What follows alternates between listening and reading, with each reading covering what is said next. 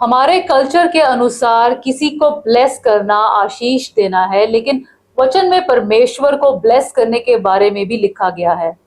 कोई भी परमेश्वर को ब्लेस कैसे कर सकता है? दूसरी ओर ब्लेस्ड लोग उन्हें माना गया है जो मन के दीन या इस प्रकार के और गुण अपने जीवन में प्रकट करते हैं।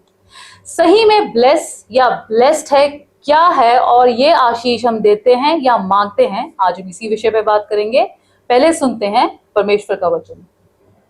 परमेश्वर का वचन हमने गिनती की पुस्तक उसका 6वां अध्याय उसकी 22 आयत से लिया है। यहाँ इस प्रकार लिखा है, फिर यहोवा ने मूसा से कहा, हारून और उसके पुत्रों से कह कि तुम इजरायलियों को इन वचनों से आशीर्वाद दिया करना। यहोवा तुझे आशीष दे और तेरी रक्षा करे। यहोवा तुझ पर अपने मुख का प्रकाश चमकाए और तुझ पर अनुग्रह करे। यहोवा अपना मुख तेरी ओर करे और तुझे शांति दे। इस रीति वे मेरे नाम को इजरायलियों पर रखें और मैं उन्हें आशीष दिया करूंगा। परमेश्वर के वचन को पढ़े और सुने जाने से आशीष हो। आमीन। ब्लेस करना या ब्लेस्ड होने का सही मतलब क्या है और क्या कोई परमेश्वर को भी ब्लेस कर सकता है? भजन संहिता 103 की 103 की पहली ही आयत में राजा दाऊद अपने मन से, soul, mind, heart and body, उसको वो कहता है, हे मेरे मन यहोवा को धन्य कहे और जो कुछ मुझ में है वह उसके पवित्र नाम को धन्य कहे।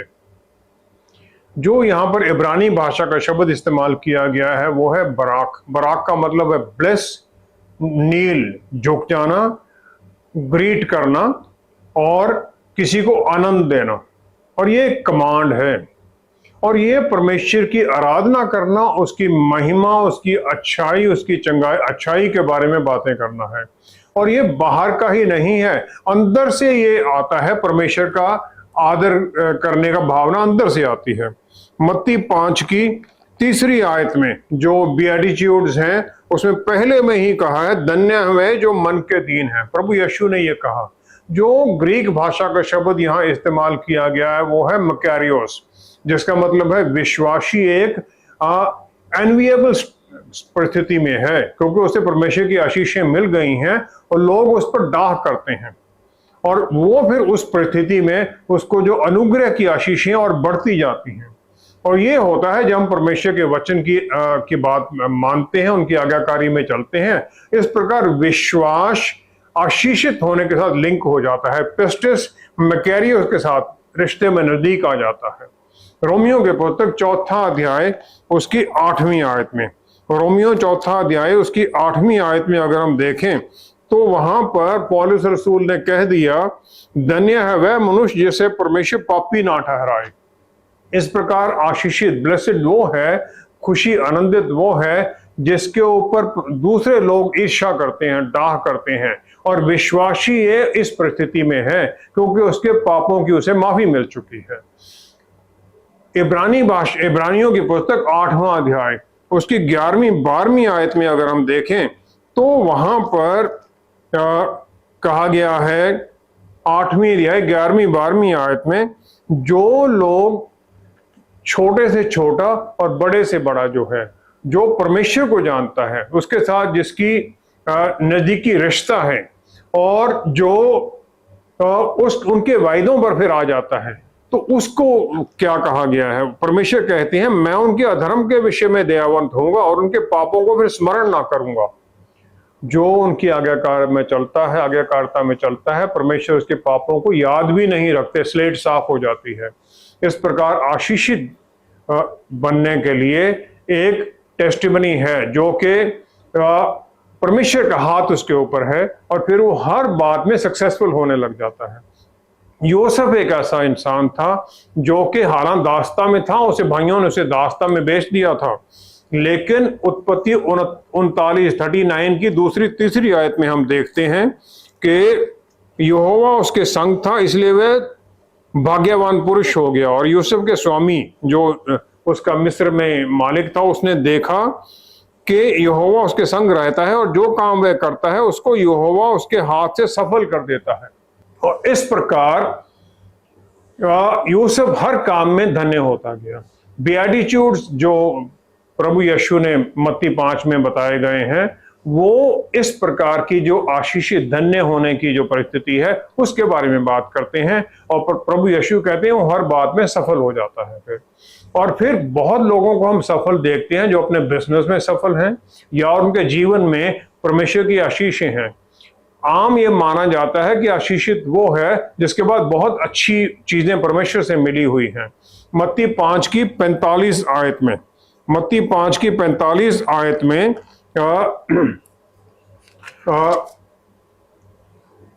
प्रभु यीशु ने कहा 5 की 45 में, जिससे तुम अपने स्वर्गीय पिता के संतान ठहरोगे, क्योंकि वह भले और बुरे दोनों पर अपना सूर्योदय करता है और धर्मी और अधर्मी दोनों पर मेघ बरसाता है।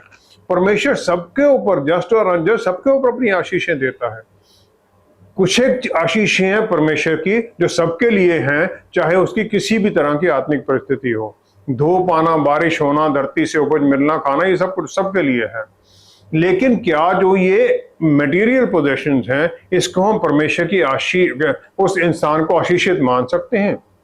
उत्पत्ति 12 की 2-3 आयत में परमेश्वर ने अब्राहम को आशीष दी और फिर उसे उन्होंने आशीष दे दी कि जो तुझे तुम्हारे साथ दया करेंगे मैं उनके साथ दया करूंगा। और फिर सबसे बड़ी आशीष उसे दे दी कि तुम्हारे द्वारा इस पृथ्वी के सब families of the earth will be blessed. और जो एग्जैक्ट मीनिंग जो ब्लेस्ड स्टेट का है वो अब्राहम के लिए था कि उसके द्वारा फिर दूसरी लोग सारी दुनिया में आशीषित पाएंगे। जैसे पौलुस रसूल ने फिर आगे कह दिया गलातियों की पुस्तक 3 अध्याय उसकी 13वीं-14वीं आयत में, गलातियों की पुस्तक 3 अध्याय उसकी 13वीं-14वीं आयत में लिखा है, मसीह ने जो हमारे लिए शापित बना हमें मोल लेकर व्यवस्था के शाप से छुड़ाया, क्योंकि लिखा है जो कोई काठ पर लटकाया जाता है वह शापित है। इसलिए हुआ कि अब्राहम की आशीष मसीह यीशु में अन्य जातियों तक पहुंचे और हम विश्वास के द्वारा उस आत्मा को प्राप्त करें जिसकी प्रतिज्ञा हुई है। जेंटाइल्स को भी पवित्र आत्मा परमेश्वर द्वारा फिर ये आशीष मिल गई। जो प्रभु यीशु की ये आशीष है, ये पवित्र आत्मा के वायदे और वो सबसे काफी बड़ी है। यूहन्ना 10 की 10 में प्रभु यीशु ने हम सबको जब जीवन का वायदा किया और वो भी बहुतायत का जीवन, और उसका कंपैरिजन कर दिया शैतान के काम के साथ। वो आता है चुराने, घात करने और नष्ट करने के लिए। और फिर वो चुराता क्या है और लोगों के जीवन में नष्ट क्या करता है? क्या वो उनकी मटेरियल, जो उनकी मटेरियल पोजेशंस हैं, धन दौलत, उसे नष्ट करता है या उनके आनंद और शांति को नष्ट करता है? लूका 5 की पहली 8 आयत में हम देखते हैं कि प्रभु यीशु के चारों तरफ भीड़ लगी हुई थी और वो गलील की झील के किनारे पर गेनेसरेत झील के पास में प्रीच कर रहे थे। उन्होंने पतरस रसूल को बोला, उनकी किश्ती में घुस गए, किश्ती को थोड़ा दूर करके उसे पुल पर डुनाकर वो प्रीच करने लग गए। प्रीचिंग के बाद में उन्होंने पतरस को कहा कि गहरे पानी में किश्ती ले चल और अपना जाल डाल। अब पतरस मछुआरा है, वो रिलक्टेंट है, वो नहीं चाहता है क्योंकि वो एक्सपर्ट है। वो देखता है इनको क्या पता मछली पकड़ने के बारे में। वो कहता है कि मैंने सारी रात मेहनत की लेकिन हमने कुछ नहीं पकड़ा है। लेकिन जब उनके कहने पर वो जाल डालता है तो इतनी मछलियां आ जाती हैं नेट के अंदर कि उसे अपने साथियों को दूसरी किश्ती को बुलाना पड़ता है और दोनों किश्तियां भर जाती हैं और दोनों डूबने लग जाती हैं। प्रभु यीशु इस प्रकार ये दिखा देते हैं, हमें सिखा देते हैं कि वो सिर्फ आत्मिक बातें, हमारे आत्मिक जीवन के बारे में ही कंसर्न नहीं है। वो हमारी परिस्थिति हर तरह की जीवन के अंदर, उसमें सब में उनकी इच्छा है कि हम बहुतायत का जीवन पाएं। जो शैतान ने हमारे जीवन में लाया है उसे नष्ट करें। लूका 5 की 18 से 25वीं आयत में जो पैरालाइज आदमी जिसे उसके दोस्तों ने छत से नीचे उतारा था, सबसे पहले प्रभु यीशु उसके पापों की माफी उसे देते हैं और फिर उसे कहते हैं हाँ जा, उठ और अपने घर चला जा। फिर वो उठता है और परमेश्वर को महिमा देता हुआ अपने घर को चला जाता है। ये कहना कि आशीषित वही है जो कि जिसके एक जीवन में, एक जीवन की एक परिस्थिति में उसे आशीषें मिली हुई हैं, आत्मिक है चाहे या सिर्फ धन दौलत है, वो आशीषित है, तो ये गलत होगा। जब हम ब्लेस करते हैं तो फिर हम परमेश्वर को महिमा देते हैं। जब दूसरों को ब्लेस करते हैं तो उनको हम बताते हैं परमेश्वर के वचन के बारे में, उनकी आशीषें हमारे जीवन में क्या हुआ है, ताकि उन्हें भी वो इंफॉर्मेशन मिल सके, ताकि वो भी उस आशीष में आ सके। ये ब्लेस करना है, परमेश्वर को ब्लेस करना, उनकी आराधना, उनकी महिमा करना, दूसरों को ब्लेस करना, उनको रास्ता दिखाना परमेश्वर की तरफ आने का। जो पास्टर ब्लेसिंग देते हैं उनमें हम क्या क्या एक्सपेक्ट कर सकते हैं, और क्या आशीष की प्रार्थना के लिए पास्टर की आवश्यक है? जो प्रीस्टली ब्लेसिंग है, पहला तो ये है कि हम क्या प्रार्थना कर रहे हैं, परमेश्वर से हम क्या मांग रहे हैं, और प्रीस्ट के द्वारा परमेश्वर हमारी प्रार्थनाओं का उत्तर देते हैं। डायरेक्ट भी दे सकते हैं, प्रीस्ट के द्वारा भी दे सकते हैं। अगर हम परमेश्वर के नजदीक रिश्ते में जाना चाहते हैं और हम मांग रहे हैं नजदीकी रिश्ते में उनसे आम, तो पास्टर में कीवी नहीं दे सकता है, संतरे नहीं दे सकता। हम आम मांग रहे हैं तो आम ही मिल सकते हैं। भजन संहिता 37 की 4 आयत में राजा दाऊद ने ये भजन 37 अपनी ओल्ड एज में लिखा है, जबकि उसने सब कुछ अपना रिश्ता परमेश्वर के साथ नजदीकी का रिश्ता निभाया और उसके पापों के लिए उसे टेस्ट भी किया गया। तो उसने फिर ये कह दिया, उसने कहा, यहोवा को अपने सुख का मूल जान और वह तेरे मनोरथों को पूरा करेगा। और ये जो सुख का मूल जानना है, आनंदित होना है, ये एक डेलिबरेट एक्शन है। आनंदित होना अब हर परिस्थिति में डेलिबरेटली करना है। ये नहीं कि हम ऐसे बैठे बैठे आनंद होने लग गए, हमें ये करना पड़ता है। प्रेरितों की पुस्तक उसका 16 अध्याय उसकी 23-24 आयत में पौलुस रसूल और साइलस दोनों फिलिपाई में थे और उन्हें अरेस्ट कर लिया गया और फिर उन्हें मारा पीटा गया और जेल के अंदर उन्हें अंदर की कोठरी में डाल दिया गया। और आधी रात को पौलुस और साइलास प्रार्थना करते हुए परमेश्वर के भजन गा रहे थे और कैदी उनको सुन रहे थे। वहां पर वो प्रीचिंग चल रही थी, इतना दुख सहने के बाद भी। और फिर अचानक एक भूकंप आ गया और बंदी गृह की नींव हिल गई और सब द्वार खुल गए और सबके जो चेन थे वो भी खुल गए। अब जो जेलर था वो आया, घबरा गया, लेकिन वो समझ गया ये चमत्कार है परमेश्वर की तरफ से। तो पौल और साइलस को वो अपने घर ले गया, उनके जख्मों को उसने साफ किया, उन्हें खाना दिया। और इस प्रकार जो परमेश्वर का चमत्कार का काम हुआ, उसके द्वारा उसके घराने के सब लोग बच गए और वो बपतिस्मा उन्हें दे दिया गया। और बहुत लोग परमेश्वर में आनंद नहीं उठाते हैं क्योंकि उन्हें जानते ही नहीं हैं।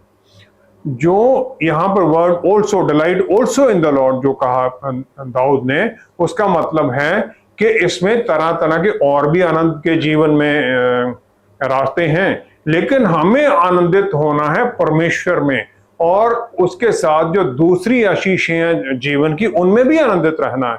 यह नहीं कि हमें मौक बनकर परमेश्वर में आनंद के लिए चले जाना है। परमेश्वर ने कभी भी अपने आप को इंसानों से छुपाया नहीं है।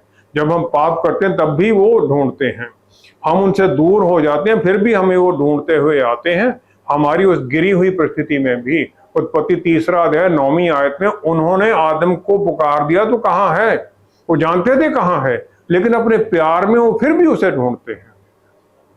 मत्ती 18 की 12 से 14 आयत में प्रभु यीशु कहते हैं, एक जो गुम भेड़ है 100 में से, उसे भी वो ढूंढने जाते हैं जो पाप के कारण उनसे दूर हो गई है, ताकि उसे माफी दी जा सके और फिर उन्हें उनकी सुरक्षा में लाया जा सके, उनकी केयर में लाया जा सके। और ये सिर्फ इसी प्रकार फेल हो सकता है कि जो भेड़ गुम हो गई है वो उनकी तरफ आना ना चाहे, बुलाए हुए भी उनकी आवाज को ना सुने। पवित्र बाइबल मुझे 1979 में दे दी गई थी, जून में, और मैंने कोई इसका कोशिश ही नहीं की इसको पढ़ने की सालों साल के परमेश्वर को मैं जान सकूं। लेकिन सालों तक वो पेशेंटली वेट करते रहे, तब तक कि मेरी आंखें नहीं खुली। मेरी आंखें खुली, मैं परमेश्वर की तरफ मुड़ा, और फिर ताकि वो मुझे हालांकि मैं उनकी उस भेड़ों के झुंड का नहीं था, लेकिन फिर भी वो मुझे अपने साथ लाने के लिए यूहन्ना 10:16 के अनुसार वेट करते रहे मुझे, ताकि अपनी भेड़शाला में ला सके। परमेश्वर दयालु हैं, वेट करते हैं ताकि हम उनकी तरफ मुड़े और वो हमें आशीषें दे सके। उन्होंने स्पेसिफाई कर दिया कि परमेश्वर की आराधना कैसे की जाएगी, टैबरनेकल में, उनके भवन में, पुराने नियम में किस प्रकार ऑफरिंग लाई जाएंगी। लेकिन उन्होंने हारून और उसके बेटों को यह भी कह दिया, कोहनिम जो प्रीस्ट थे, कि लोगों को आशीषित कैसे करना है। गिनती 6 की 22 से 27 आयत में फिर उन्होंने कहा, हारून को कहा और आशीष देने का उन्होंने शब्द बता दिए। Thus shall you bless the people। यहोवा तुझे आशीष दे और तेरी रक्षा करे। यहोवा तुझ पर अपने मुख का प्रकाश चमकाए और तुझ पर अनुग्रह करे। यहोवा अपना मुख तेरी ओर करे और तुझे शांति दे। और इस प्रकार वो मेरे नाम को इजराइलियों पर रखे और मैं उन्हें आशीष दिया करूंगा। 1979 में यरूशलेम की दीवारों के बाहर छोटी सी सिल्वर की स्क्रॉल ढूंढी गई, मिली खुदाई में, जो कि तकरीबन सिर्फ 1 इंच बड़ी थी। और उनको 3 साल लगे प्रॉपर्ली खोला जा सके, क्योंकि रोल्ड अप थी वो, ताकि वो कहीं टूट के बिखर ना जाए। और फिर उन पर लिखी हुई ये आशीषें पाई गई। और ये 600 साल बीसी, प्रभु यीशु के आने से 600 साल पहले की हैं ये स्क्रॉल्स। तो ये एरोनिक जो ब्लेसिंग है, ये बाइबल के सबसे पुरानी टेक्स्ट जो मिली है उसको माना जाता है, पुराना सबसे वो जो मिला है। इन तीनों वर्सेस में एक यूनिक रिदम है इब्रानी भाषा का, और उसमें तीसरी, 5वीं और 7वीं आयत में जो शब्द हैं, हर दूसरा शब्द उसमें लॉर्ड कहा गया, द लॉर्ड, परमेश्वर। और फिर तीनों वर्सेस में जो पहला हिस्सा है वो परमेश्वर की तरफ से एक्टिविटी है। ब्लेस पहला है, तुझे आशीष दे, मुख का प्रकाश चमकाए और अपना मुख तेरी ओर करे, पहली ये है। फिर दूसरा जो पार्ट है उसमें उस ब्लेसिंग का असर क्या होगा वो है, उसमें है, पहला है तेरी रक्षा करे, तुझ पर अनुग्रह करे, दूसरा, और तीसरा है तुझे शांति दे। ये फिर उनका जो आशीष आ जाती है। और ये जो ब्लेसिंग्स हैं ये अंदर की तरफ मुड़ती हैं। पहला है आशीष देना, सुरक्षा देना, ये मटेरियल पोजेशंस हैं, सस्टेनेंस है, रोजी रोटी के बारे में, फिजिकल शारीरिक सेहत के बारे में है। दूसरा है मॉरल ब्लेसिंग, मुंह चमकाना, और इसमें तुम्हारे ऊपर अनुग्रह करे। अनुग्रह वो है जब हो हम किसी दूसरों का करते हैं और वो हमारे ऊपर करते हैं, परमेश्वर हमारे ऊपर करते हैं। और ये एक इंटरपर्सनल रिलेशनशिप है, आपसी रिश्ता है परमेश्वर का हमारे साथ। और फिर इस प्रकार हम एक दूसरे के साथ भी रिश्ते में, नजदीकी रिश्ते में चलते हैं, ताकि हमारा कोई झगड़ा, कोई एनवी, कोई डाह ना हो। तीसरी जो आयत है कि मुंह तुम्हारी तरफ करे और तुम्हें शांति दे, ये सबसे ज्यादा इनवर्ड है, सबसे बिल्कुल अंदर की तरफ जाने वाला है। एक कहानी बताई जाती है कि एक पहाड़ी के ऊपर बहुत भीड़ इकट्ठी हो रखी थी, क्योंकि उनके सामने से एक बहुत बड़ा जहाज गुजर रहा था। उस भीड़ में एक छोटा बच्चा बड़े जोर से हाथ हिला रहा था। किसी ने उससे पूछा कि तू ये क्यों कर रहा है? बच्चे ने कहा कि ताकि कैप्टन जो है शिप का मुझे देख सके और मेरी तरफ हाथ हिला सके। उसने पूछा, इतनी भीड़ में कैप्टन इतनी दूर से तुझे कैसे देखेगा? उसने कहा, क्योंकि कैप्टन जो है वो मेरा पिता है और मुझे देख रहा होगा, इस भीड़ में मुझे वो पहचानना चाहता है। मत्ती 6 की 9वीं आयत में जब हम ये प्रार्थना करते हैं, हमारे पिता जो स्वर्ग में है, तब हम उसकी तरफ इस प्रकार हाथ हिलाते हैं ताकि करोड़ों लोगों में वो हमें देख सकें और हमारी तरफ अपना मुंह चमका सकें, हमें प्यार कर सकें, आशीषें दे सकें। हम भीड़ में कोई एक फेस नहीं है, हम उस पहाड़ी के ऊपर खड़े हुए उसकी तरफ देखते हैं और पिता फिर हमारी तरफ देखता है, एक नजदीकी रिश्ते में, उस भीड़ में हमें वो पहचानता है। और फिर इस प्रकार मुझे आनंद आता है, खुशी मिलती है, शांति मिलती है, ताकि मैं परमेश्वर के साथ और दूसरों के साथ भी शांति में हो जाता हूं, क्योंकि मैं इस विश्वास से भर जाता हूं कि वो मेरे बारे में चिंता करते हैं। फिर विश्वास में जो प्रीस्टली ब्लेसिंग्स हैं वो लंबी और गहरी हो जाती हैं, और एक्सटर्नल मटेरियल जो बाहर की आशीष जो चीजें हैं वो भी मिलती हैं, इंटरपर्सनल रिश्ते भी मिलते हैं, अनुग्रह भी मिलता है, शांति भी मिलती है, मेरे और दूसरों के साथ रिश्तों में भी शांति आने लग जाती है। और फिर आखिर में सबसे अंदर की तरफ जो आशीष है, अंदर मन की शांति मिलती है, क्योंकि परमेश्वर हमें देखते हैं, सुनते हैं और अपनी बाजू में हमें प्यार से पकड़ लेते हैं। किसी को आशीषित करना प्यार करना है, और किसी से आशीष पाना भी, परमेश्वर को से आशीषित होना भी उनके प्यार में बढ़ना है। जो हमारी तरफ मुड़ते हैं, हमें प्यार करते हैं, हमारी तरफ अपना मुंह मोड़ लेते हैं, क्योंकि वो प्यार करने वाले परमेश्वर हैं, और अपने एक बच्चे की तरफ वो मुड़ते हैं, क्योंकि विश्वास में हम उनके परिवार का हिस्सा बन गए हैं। बच्चा कभी कभी गलती करता है, लेकिन वो हमें ना कभी छोड़ते हैं ना त्यागते हैं।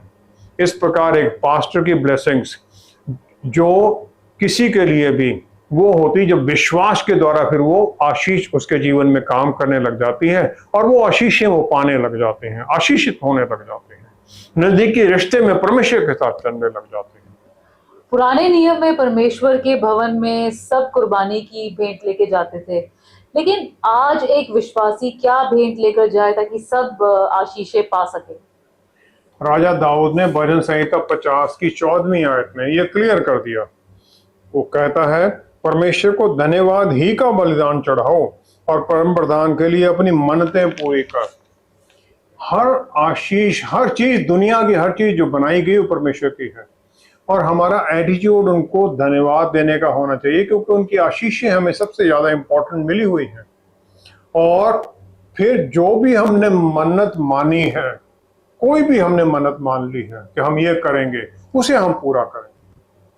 भजन संहिता 100 की फिर दूसरी आयत में फिर कहा गया है, serve the Lord with gladness. यहां लिखा है, आनंद से यहोवा को की आराधना करो, जय जयकार के साथ उसके सम्मुख जाओ। आराधना करो, उसकी सर्विस जय जयकार के साथ करो। हजकिय्याह नबी की पुस्तक उसकी 28 अध्याय 13वीं आयत में लूसीफर के बारे में डिटेल्स दी गई हैं कि लूसीफर जो था वो स्वर्ग में बनाया गया था वर्शिप लीडर के तौर पर। वो यहाँ लिखा है, तेरे डफ और बांसुलियां तुझी में बनाई गई थी, जिस दिन तू सृजा गया था उस दिन वे भी तैयार की गई थी। 3 आर्कएंजल जो स्वर्ग में, लूसीफर आराधना का था, गैब्रियल परमेश्वर के वचन का है, जो वचन लेके भी आता है, वचन में बार बार बाइबल में लिखा गया है। माइकल प्रेयर वॉरियर है। ये तीनों हमारे जीवन के 3 एस्पेक्ट्स हैं जिसके द्वारा फिर हम आशीषें पाते हैं, विश्वासी आशीषें पाता है। भजन संहिता पहला ही अध्याय उसकी पहली 2 आयत में ये एक आशीषित इंसान के जीवन को दर्शाता है, और इसके जो 4 फिर गुण हैं वो दिखा देता है। पहला है, वो दुष्टों की युक्ति पर नहीं चलता, does not walk in council of the wicked. Walking है एक्टिव पर्सनल इन्वॉल्वमेंट है, उनके साथ चलना। दूसरा है, वो पापियों के मार्ग में नहीं खड़ा होता, और ये है मार्ग में खड़ा होना, उनकी वेट करना, उनके साथ फिर कदम मिलाकर चल देना जब वो आते हैं, और फिर उनके कामों में चाहे हम पार्टिसिपेट ना करें लेकिन हम उनके कामों को स्वीकृति देने लग जाते हैं। तीसरा जो है इसमें वो ठट्ठा करने वालों की मंडली में बैठता नहीं है, does not sit in the company. और इस प्रकार वो मैसेज दे रहा है कि वो उनकी जो बुरे काम हैं उनमें साथ में भागीदार है। जब हम पापियों से मिलते हैं, हम प्यार में मिलते हैं ताकि उन्हें हम वचन की गवाही दे सकें, और उनके हम कामों का हिस्सा नहीं बन जाते हैं। इवेंजलिज्म के लिए जब हम जाते हैं उनके कामों के हिस्सेदार नहीं बनते, उन्हें हम वचन सुनाते हैं। और फिर इस प्रकार हम बुराई से बचते ही नहीं हैं, बल्कि फिर अगली जो आशीष है वो यहोवा की व्यवस्था से प्रसन्न रहता है, delight in the law of the Lord, और उसके ऊपर फिर वो दिन रात मनन करता है। क्या हम सोचते हैं, फिर उसी के बारे में हम सपने देखते हैं, और फिर वही हम करने लग जाते हैं, और ये जो फिर हम बार बार करने से हमारी आदत में शामिल हो जाता है। उत्पत्ति पहला अध्याय 28 आयत में परमेश्वर ने आदन बाग में आदम और ईव को आशीषित किया, फिर उन्होंने धरती की देखभाल का आज्ञा दे दी। रोमियो की पुस्तक उसका 12वां अध्याय उसकी पहली आयत, रोमियो की पुस्तक 12वां अध्याय पहली आयत में लिखा है, मैं तुमसे परमेश्वर की दया स्मरण दिलाकर विनती करता हूँ कि अपने शरीरों को जीवित और पवित्र को भावता हुआ बलिदान करके चढ़ाओ, और यही तुम्हारी आत्मिक सेवा है।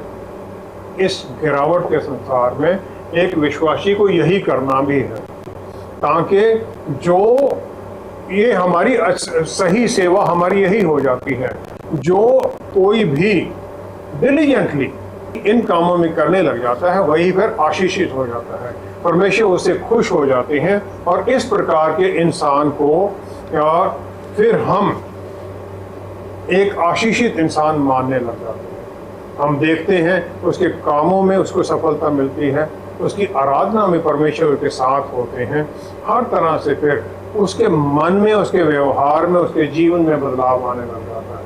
फिर उसका जीवन ही प्रगटावा करने लग जाता है परमेश्वर के वचन का। याकूब, जैकब आशीषित माना जाता है, और उसके यहूदा जो उसका नाम है, उसमें ये माना, उसमें जो यहूदा के नाम में याहवे, YHWH, ये चारों अक्षर उसके नाम में आते हैं, आशीषित माना गया है। इसीलिए उसे फिर ये आशीष मिल जाती है कि उसके घराने में हर वक्त, यहूदा जो है उसके घराने में हमेशा आशीष बने रहेगी, राज्य उसके घराने में, घराने के द्वारा होगा। यहूदा, जूडा, जैकब नहीं, जूडा में ही आता है यहूदा जो उसका नाम है। तो यहूदा में ही, फिर जूडा में ही आता है दाऊद के घराने में ही प्रभु यीशु आते हैं, और प्रभु यीशु फिर वो सदा के राजाओं के राजा हैं, परमेश्वर के प्रभु जो लॉर्ड ऑफ लॉर्ड्स हैं। फिर उनका जो राज्य है सदा के लिए आ जाता है, क्योंकि यहूदा के नाम में परमेश्वर का नाम आया हुआ था, उसकी पीढ़ी में, फिर उसकी वंशजों में फिर ये राज्य चलने लग जाता है। इसी प्रकार जब हम परमेश्वर के परिवार में शामिल हो जाते हैं, हम परमेश्वर के परिवार में मिल गए, आशीषित हो गए, फिर हमें ये हक मिल जाता है कि हम भी उन जेनेटिक, हमारी चेंज ऑटोमेटिकली शुरू हो गया आत्मा में, हमारे व्यवहार बदलने लग जाता है, आत्मा के द्वारा हम सीखने लग जाते हैं, सही हमारा चाल चलन होने लग जाता है, और फिर इस प्रकार हम आशीषित माने जाते हैं। हर काम में हम आशीषित बन जाते हैं, दूसरों के लिए आशीष का कारण बन जाते हैं। आइए हम प्रार्थना करें। पिता परमेश्वर, धन्यवाद है आपका, धन्यवाद है कि आपने हमें चुना, अपने परिवार का हिस्सा बनाया। धन्यवाद है प्यारे प्रभु जी कि आपने हम भूले भटके लोगों को भी चुनकर आशीषित किया, अपना मुंह हमारी तरफ मोड़ लिया, अपना हाथ हमारे सर पर रख दिया, हमारा हाथ पकड़ लिया, और फिर हमारे भीतर पवित्र आत्मा परमेश्वर द्वारा आपने वास कर दिया, ताकि हम दिन प्रतिदिन नई आशीषें सीखते जाएं, वचन को सीखते जाएं, वचन में चलते जाएं, और फिर दिन प्रतिदिन हम बदलते जाएं उस अक्सर रूप में, प्रभु यीशु का अक्सर रूप, ताकि फिर हमारे जीवन में वचन का प्रगटावा हो, हमारे जीवन के द्वारा फिर आपके प्यार की आशीषें हम दूसरों को देने वाले बने। इसी प्रकार हमारे ऊपर अपनी आशीष वाला हाथ बनाए रखें, ताकि हम फिर प्रभु हर काम में सफल होते हुए आपके उस आशीषों का प्रगटावा अपने जीवन के द्वारा करते रहें, और आपको महिमा देते रहे, धन्यवाद करते रहे। पिता परमेश्वर, धन्यवाद सहित ये सब कुछ हमारे उद्धारकर्ता प्रभु यीशु के पवित्र नाम में मांगते हैं। आमीन, आमीन, आमीन। परमेश्वर प्यार है और हर तरह से हमें आशीषित करना चाहते हैं, लेकिन साथ साथ ही वो पवित्र और न्यायी भी हैं। अनुग्रह से भरे हुए हमारी गलतियों की माफी तो देते रहते हैं, लेकिन बार बार गिरने से फिर हम चोट भी खाते हैं। आशीष पाने का सही रास्ता तो बस उनकी आज्ञाकारिता में चलते हुए उनका धन्यवाद करते रहना है, और फिर हम उनकी शांति से भर जाते हैं। Thank you so much for watching. See you next time. Stay blessed. Shalom.